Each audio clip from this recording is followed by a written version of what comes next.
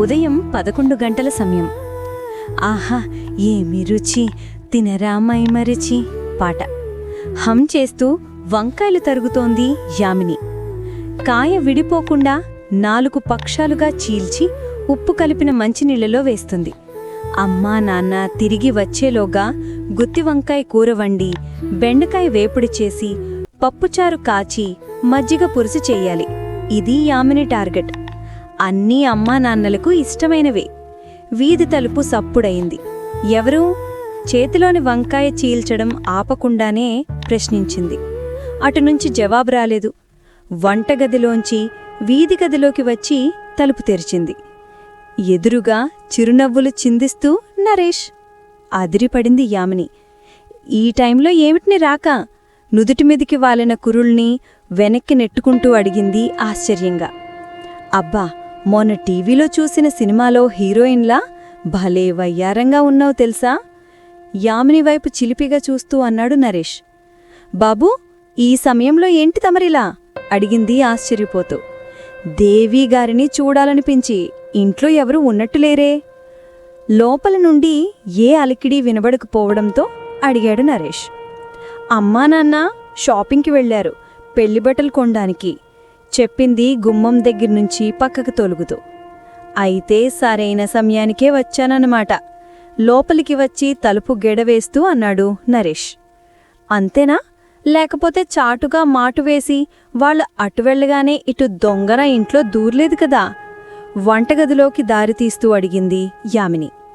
దొంగలా దూరాల్సిన కర్మ నాకేంటి అన్నట్టు పెళ్లి పట్టల సెలక్షన్కి నువ్వు వెళ్ళలేదెనిం? వంటగదిలోకి ఆమె వెనుకే ప్రవేశిస్తూ అడిగాడు నరేష్. వాళ్ళ సెలక్షన్ నాకు నచ్చుతుందిలే, అందుకే నేను వెళ్ళలేదు తేలిగ్గా అంది యామిని, మళ్ళీ వంట పని మొదలుపెడుతూ.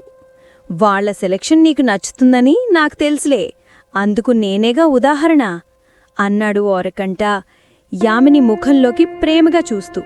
చాలే, స్నేహితుడి కొడుకు బాగానే ఉన్నాడని నాకు చెప్పకుండానే పెళ్లిచూపులకి తీసుకొచ్చేశారు తమర్ని మా నాన్న. పెళ్లిచూపుల నాటి జ్ఞాపకాల్లోకి నెళ్ళిపోయింది యామిని. ఆ రోజు పెళ్లిచూపుల్లో తను కూర్చున్న సోఫాకి ఎదుటి సోఫాలోనే కూర్చుని ఉన్న నరేష్ని కళ్ళెత్తి చూడగాని తనకు నచ్చేశాడు. అబ్బా, ఎంత బావున్నాడో, అచ్చు మహేష్ బాబులా అనుకుంది తను మనసులోనే పులకింతగా. ఎంతో హుందాగా కాఫీ పలహారాలు ముగిసే వరకు తనవైపే మురిపెంగా ఆపేక్షగా కన్నార్పకుండా చూస్తున్న నరేష్ని ఓరకంట గమనిస్తూ తను కూడా అతనికి నచ్చేశానని గ్రహించింది. తనను ఒక్క ప్రశ్న కూడా అడగలేదు అతను. అబ్బాయి అమ్మాయి ఒకరికొకరు నచ్చేశారని గ్రహించారు ఇరువైపుల వాళ్ళు. పెద్దవాళ్ల మాటలన్నీ అయిపోయిన తర్వాత ప్రక్కనే ఉన్న గుడి పూజారి గారిని పిలిచి ఆ రోజే పెళ్లి ముహూర్తాలు కూడా పెట్టించేశారు. దేవిగారు, మన పెళ్లిచూపుల రోజుకి వెళ్ళిపోయినట్టున్నారు కొంటెగా ప్రశ్నించాడు నరేష్ వంకాయలు తరుగుతున్న యామిని ప్రక్కకు చేరుతూ.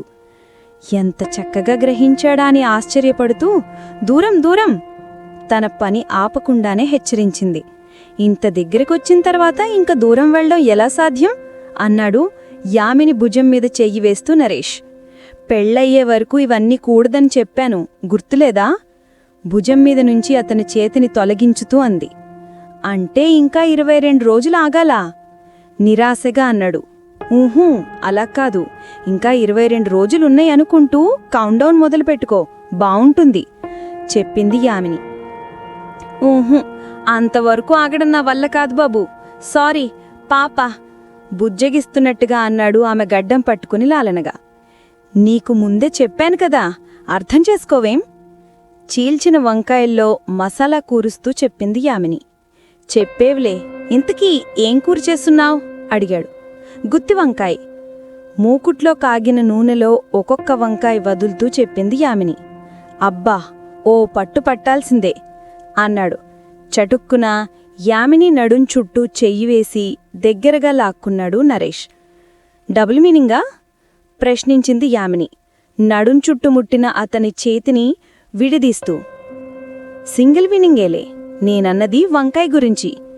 అది అలా ఉండాలి బుద్ధిగా నా బుజ్జికన్నా అంది వేగిన వంకాయల్ని గరిటతో తీసి గిన్నెలో వేస్తూ. తరిగిన కొత్తిమీర వంకాయల మీద చల్లి మూత పెట్టబోతుంటే చటుక్కున గిన్నెలోంచి ఒక వంకాయ తీసి ఊదుకుంటూ లాగించడం మొదలుపెట్టాడు నరేష్. అబ్బా, అదిరిపోయింది తెలుసా, నీ వంత అమోఘం, వంకాయ రుచిని ఆస్వాదిస్తూ అన్నాడు. ఆహా అంటూ మరో పాత్రలో ఉన్న బెండకాయల్ని సింక్లో నీళ్లతో కడగసాగింది యామిని. వీటితో ఏం చేయబోతున్నావు అడిగాడు. బెండకాయ వేపుడు చెప్పింది లేత బెండకాయల్ని కత్తితో ముక్కలుగా తరుగుతూ. నేను తరగనా? నువ్వైతే బెండకాయల్ని అనుకుని నీ చేతి వేళ్లనే తరుక్కునే ప్రమాదముంది కొంటెగా అన్నాడు. ఓ చేత్తో బెండకాయ మరో చేత్తో కత్తి పట్టుకుని టకటక కట్ చేయసాగిందామె. 2 చేతులతో పనిచేసుకుంటున్న ఆమెను చూసి ఇదే అదనుగా తన చేతి వేళ్లని ఆమె నడుం మీద నుండి ఎక్కడెక్కడ ఎత్తుపళ్లాల మీదకో పాకిస్తున్నాడు నరేష్. ఆ వేళ్ల స్పర్శకు ఆమె నరాలు జివ్వనుమన్నాయి. ఆపడానికి ప్రయత్నించాలనిపించడం లేదామెకు. ఆమె మైకంలో ఉన్నట్టు గ్రహించి అదే సందని ఆమె ముఖాన్ని తనవైపు తిప్పుకుని చటుక్కున ఎర్రని ఆమె అధరాలపై తన పెదాలు ఉంచుబోయాడు తహతహగా. యామిని పూర్తి స్పృహలోకి వచ్చి ముఖం పక్కకి తిప్పేసుకుని ఒడుపుగా ఆ ఆపద నుండి తన్ను తాను కాపాడుకుంది. ప్లీజ్ బంగారం, ఒక్కటంటే ఒక్కటి బ్రతిమేలడం మొదలుపెట్టాడు నరేష్. నోవే, అన్నీ పెళ్ళైన తర్వాతే ఖరకండిగా చెప్పింది యామిని. ఒక్కటి, ఇంకా అడగను, ప్లీజ్. సరే పట్టు అంటూ మూకుట్లోంచి బెండకాయ ముక్కలు వేపుతున్న అట్లకాడ బయటికి తీసి అతని చేతికి అంటించింది. బాబోయ్, వద్దులే తల్లి, భయపడ్డట్టు నటించాడు నరేష్. అటు తిరిగి ముసిముసిగా నవ్వుకుంటూ మూకుట్లో ఎర్రగా వేగిన బెండకాయ ముక్కల్లో ఉప్పు కారం చల్లి మరో డిష్లోకి మార్చింది యామిని. నుదుటిపై చిరుచెమటలు కారుతుండగా చురుకుగా వంట పనులన్నీ చకచకా చేసుకుపోతున్న యామిని ముచ్చటైన మోనును చూస్తుండ కొద్దీ మతిపోతోంది నరేష్కి. ఆమె పెట్టిన కండిషన్ గుర్తొచ్చి తట్టుకోలేకపోతున్నా తమాయించుకో తప్పట్లేదు అతనికి. కుక్కర్లో ఉడికిన పప్పును పప్పుగుత్తితో మెదిపి చిన్న ఉల్లిపాయల తొక్కలు తీసి పప్పులో వేయసాగింది. ముందుగానే కట్ చేసి ఉంచుకున్న వంకాయ ముక్కలు, బెండకాయ ముక్కలు, మునగాడ ముక్కలు, టమాటో ముక్కలు కూడా పప్పులో వేసి తగినన్ని నీళ్లు పోసి కుక్కర్ స్టవ్ మీదకెక్కించింది. అదేమిటి అడిగాడు. తెలియడం లేదా? పప్పుచారు. ముక్కలు కలియబెడుతూ స్టవ్ మంటను సిమ్లోంచి హైలోకి మార్చింది యామిని. పెళ్లినాటి విందు భోజనమే ఈరోజే తయారైపోతున్నట్లుంది చూస్తుంటే అన్నాడు. ఇవన్నీ అమ్మానాన్నలకు ఇష్టమైన వంటకాలు, అందుకే వాళ్లకోసం ప్రత్యేకంగా చేస్తున్నాను చెప్పింది. మరి ఈ దాసుడికేం లేవా అడిగాడు దీనంగా. ఎందుకు లేవు? దాసుడికి దండంతో 4 అంటూ పక్కనే ఉన్న పప్పు గుత్తి అందుకుంది. దాంతో ఎందుకులేగాని ఈ దాసుడికి నీ చేత్తో 40 అయినా ఓకే అన్నాడు చెయ్యి చాస్తూ. చాచిన ఆ చేతును గరిటతో కాస్త పప్పుచారు తీసి ఉప్పు సరిపోయిందో లేదో చెప్పు అంది. వేడివేడి పప్పుచారు నోట్లో వేసుకుని బేసిగా సరిపోయింది చెప్పాడు. మరో స్టవ్ మీద చిన్న మూకుడ్లో తాలింపు దినుసులు వేసి ఇంగువ తిరగమూత పెట్టి స్టవ్ మీద ఘుమఘుమలాడుతూ మరుగుతున్న పప్పుచారు కుక్కర్లో పోసి మూత పెట్టింది. అయిందని వంట? ఇంకో ఐటెం మిగిలింది గురువుగారు, అది కూడా అయిపోతే వంట పని పూర్తయిపోయినట్లే ఈ పూటకి. త్వరగా కాని, కాసేపు కబుర్లాడుకుందామని వస్తే వంటగదిలో బిజీ అయిపోతే ఎలా అమ్మడు గారంగా అన్నాడు నరేష్. నిజంగా కబుర్లకే అయితే చేతిలో ఫోన్ ఉందిగా. అవుననుకో, కానీ అవకాశం దొరికితే కాస్త తియ్యగా స్వీటు అది లాగించొచ్చు గదా అని చిలిపిగా నసిగాడు. పెళ్ళయ్యే వరకు అలాంటి ఆశలేం పెట్టుకోవద్దని ఎన్నిసార్లు చెప్పాను చిరుకోపం ప్రదర్శించింది. ఎన్నిసార్లంటే 10 సార్లో 92 సార్లో ఎన్నిసార్లో గుర్తురావడం లేదు అన్నాడు చిలిపిగా. పెళ్లి ముహూర్తం నట్టుకున్న నాటి నుంచి చెప్తూనే ఉన్నానుగా, ఆ 3 ముళ్ళు పడి పెళ్ళైపోయే వరకు ఏ విధమైన చిలికొట్టుళ్లకు చిలిపి చేష్టలకు ఆస్కారం లేదని విశదీకరించింది యామిని. నిరాశగా ముఖం వేరడేశాడు నరేష్. మాట్లాడుతూనే ఫ్రిడ్జిలోంచి పెరుగు గిన్నె తీసింది. దాంట్లో నీళ్లు పోసి కవ్వంతో మజ్జిగ చిలికింది. ఉల్లిపాయలు పచ్చిమిరపకాయలు ముక్కలు తరిగి మజ్జిగలో వేసి తాలింపు పెట్టి మజ్జిగ పులుసు తయారు చేసింది. హమ్మయ్యా, వంత పని ముగిసింది అంది గిన్నెలు సర్దేస్తూ. హమ్మయ్యా, బ్రతికించావు, సరే పద, హాల్లో ఫ్యాన్ కింద కూర్చుని కాసేపు కబుర్లు చెప్పుకుందామన్నాడు యామిని చెయ్యి పట్టుకుని హాల్లోకి తీసుకువెళ్తూ. ఉండు, చూసావా చెమట జిడ్డుతో ఎలా ఉన్నానో? చాలా చికాగ్గా ఉంది. ముందు స్నానం చేసి బట్టలు మార్చుకుంటేనే గాని ప్రాణానికి హాయిగా ఉండదు అంది యామిని టవల్ తీసుకుని బాత్రూం వైపు వెళ్తూ. నరేష్ కళ్ళు వెరిశాయి. మనసులో ఏదో పథకం రూపుదిద్దుకోసాగింది. సరే త్వరగారా, బాగా ఆకలిగా ఉంది. మళ్ళీ డబుల్ మీనింగా? కాదులే, నిజంగానే. వంటకాగు నోరూరిస్తుంటేనో. 4 మగ్గుల నీళ్లు పోసుకుని 5 నిమిషాల్లో వచ్చేస్తాగా అనిగాని బాత్రూంలోకి దూరి తీరిగ్గా సువాసన సబ్బుతో తనివి తీర చాలాసేపు జలకాలాడింది యామిని. అప్పటి వరకు ఏదోలా న్యూస్ పేపర్తో కాలక్షేపం చేశాడు నరేష్. బాత్రూం తలుపు తెరుచుకుని బయటికి వచ్చిన యామిని వైపు చూసిన నరేష్ కళ్ళు విప్పారాయి. ఒంటికి కేవలం టవల్ మాత్రమే చుట్టుకుని బయటికి వచ్చిన ఉత్తర క్షణంలోనే చటుక్కున గదిలోకి వెళ్లి తలుపు గడేవేసుకోబోయింది యామిని. ఏయ్ వద్దు, పెళ్ళయ్యే వరకు నిగ్రహించుకో, ప్లీజ్ ప్లీజ్. ఆమె మాటలకు విలువ ఇవ్వలేదు అతను. ఆమె ఒంటి మీద నుండి టవల్ తనంతటదే జారిపోయిందో లేక అతని చేతితో గుంజబడిందో తెలియదుగాని క్షణాల్లో ఆ టవల్ స్థానభ్రంశమైపోయింది. నరేష్ బలం ముందు ఆమె ఎంత పెనుగులాడినా లాభం లేకపోయింది. క్రమంగా ఆమె కూడా మైకంలో మునిగిపోయింది. ఆమె నగ్నదేహాంది తన బిగి కౌగిలిలో బంధించాడు నరేష్. గుమ్మం దగ్గర్నుంచి వాళ్ల ప్రయాణం పందిరమంచం వరకు పాకి ప్రణయం వైపు పరుగు తీస్తోంది.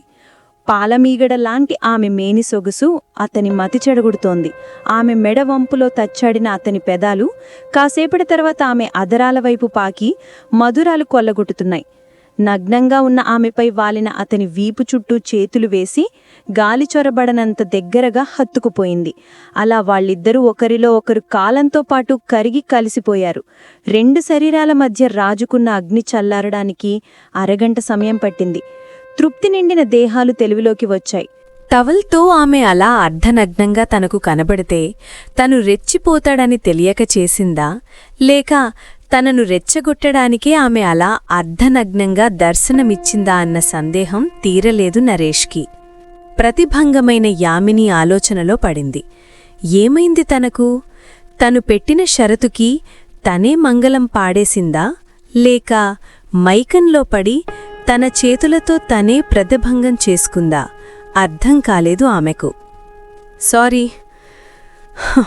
థ్యాంక్స్. బట్టలు ధరించిన నరేష్ యామిని ముఖంలోకి అనురాగంగా చూస్తూ చెప్పాడు. ఆ 3 ముళ్ళు పడి పెళ్ళైపోయే వరకు నాకు టెన్షన్గా ఉంటుంది. అప్పటి వరకు ఆగమని చెప్పినా ఏమిటంత తొందర నీకు? మొత్తానికి నీ పంతమే నెగ్గించుకున్నావు కదా? చిరుకోపం ప్రదర్శించింది యామిని దుస్తుల ధరించి నీటితో తయారవుతూ. తేరగా దొరికేనని నింద నామీదే వేసేస్తున్నావు గాని నీ నిగ్రహం ఏమైందమ్మా? నవ్వుతూ అడిగాడు నరేష్. యామిని సమాధానం చెప్పేలోగానే గేటు చప్పుడైతే వెళ్లి వీధి తలుపు తెరిచింది. ఎదురుగా షాపింగ్ ముగించుకుని చేతుల నిండుగా బట్టల బ్యాగులు మోసుకుంటూ యామిని తల్లి, తండ్రి, కూతురు గుమ్మంలోంచి లోపలికి వస్తూనే, అమ్మా, ఎంత మంచి చీరలు సెలెక్ట్ చేశారో చూడు తాతయ్య, అమ్మమ్మ, నా పెళ్లికి అంటూ ప్యాకెట్లు విప్పి తల్లికి చీరలు చూపించే పనిలో పడింది యామిని నరేష్ల 22 ముద్దుల కుమార్తె, కాబోయే పెళ్లి కూతురు సంబరంగా. ఏమైందల్లుడుగారు? రోజూ ఆఫీస్ క్యాంటీన్లోనే భోజనం చేసేస్తారట కదా, ఈరోజు మేమున్నామని ఇంటికి భోజనానికి వచ్చేశారా అంటూ ప్రశ్న సమాధానం తానే చెప్పుకున్న మావగారి మాటలకు, అవును మావేగారు, త్వరగా రండి, భోజనాలు చేసేద్దాం, మీకోసం స్పెషల్ ఐటమ్స్ ఎదురుచూస్తున్నాయి అంటూ సమాధానం చెప్పాడు నరేష్ యామిని వైపు చూసి కనుగీటి హాయిగా నవ్వేస్తూ. మురిపింగా నవ్వుకుంది యామిని భోజనాలు వడ్డించడానికి సిద్ధమవుతూ. ఇది ఫ్రెండ్స్ ఈరోజు స్టోరీ. ఈ స్టోరీ మీకు నచ్చిందని భావిస్తున్నాను. ఇంకా మరెన్నో స్టోరీల కోసం మా ఛానల్ని సబ్స్క్రైబ్ చేసుకోండి. మీ విలువైన అభిప్రాయాలను కామెంట్ రూపంలో తెలియజేయండి.